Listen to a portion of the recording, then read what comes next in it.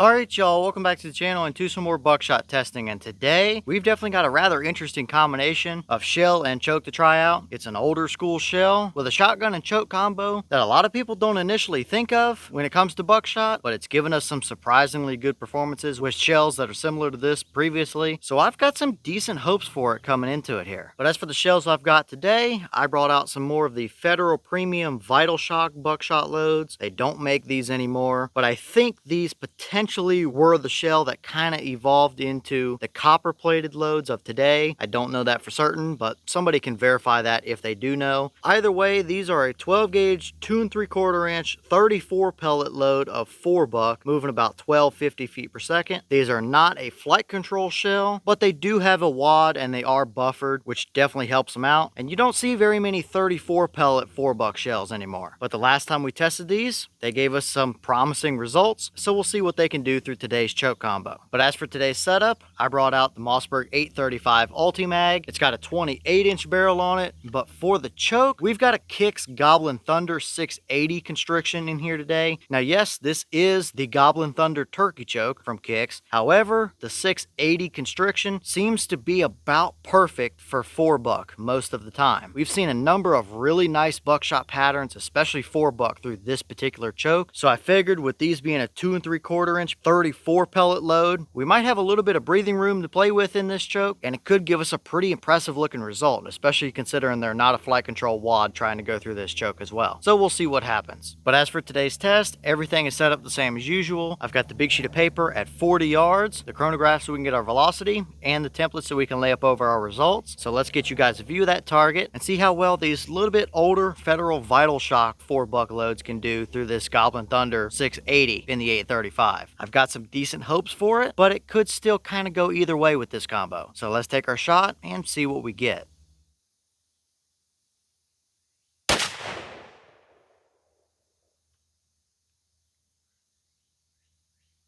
Alright, so that shell gave us 1343 through the chrono. I don't really know how much I necessarily believe that. The boss claim is 1250, and I believe the last time we tested these, they were 1260 or 1270. So I guess it's definitely possible, especially considering that the overboard 835 barrel can do some weird things with velocity sometimes. So it's definitely possible. Either way, mid 1300s is starting to get up and move on out for a 4 buck load like that. So we've got more than enough velocity up here if that number is correct. But how did they actually pattern down there at 40 through that Kicks 680? Let's go check it out and see.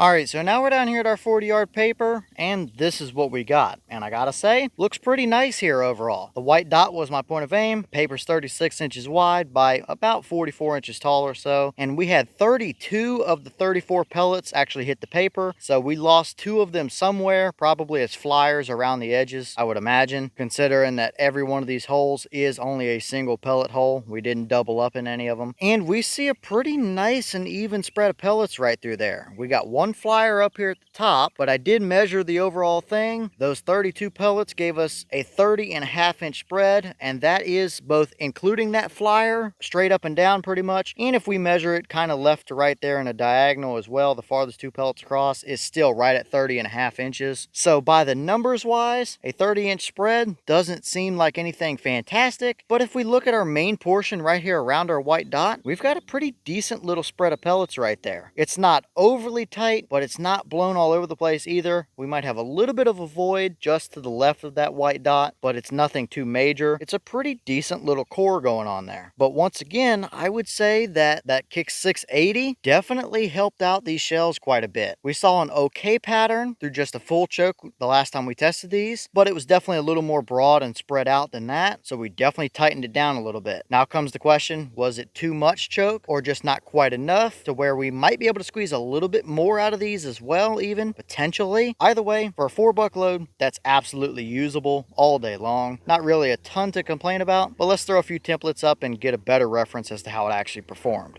So first up here is our 10-inch circle, and if we roughly put it where the core of our pattern actually is, we had about 8 pellets within there. 1 or 2 of these ones down here at the bottom might have just barely snuck in, but you can also see that little bit of a void over there on the left that I was talking about a second ago. Either way, 8 pellets worth of 4 buck in a 10-inch circle at 40 yards is pretty decent. We've definitely seen more, but for what this shell is, I'll take that all day long. It's absolutely good enough for whatever you would really ever need it for. So now let's switch over over to some hunting templates and see how this would look if you would have taken this shot out there in the woods.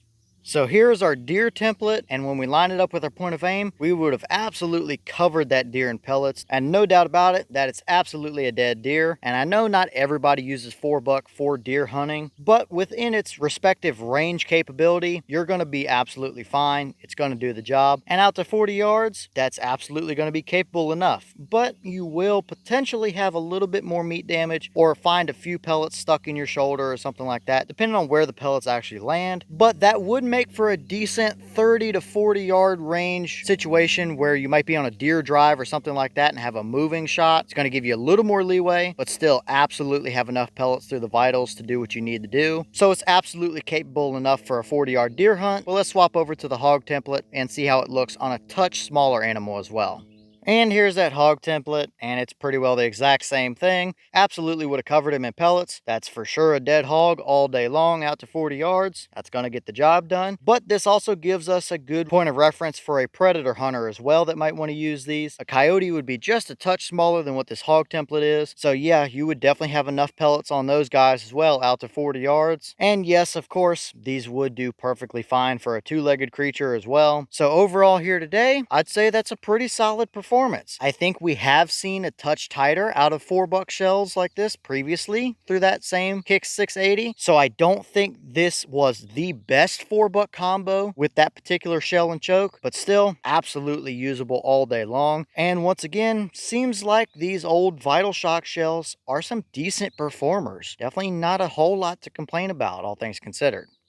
And here's the wad from that shell. Pretty basic design overall, but it seems to be a pretty decent wad for controlling those pellets. Nothing stuck down in there. Maybe a little bit of trace of dusty buffer material, but nothing else. Looks pretty good overall. No major snags or anything. It is a little bit banged up around the edges, but that's no surprise. Considering it's a ported Kicks choke, this looks very much how I would expect it to. So nothing out of the ordinary to see here.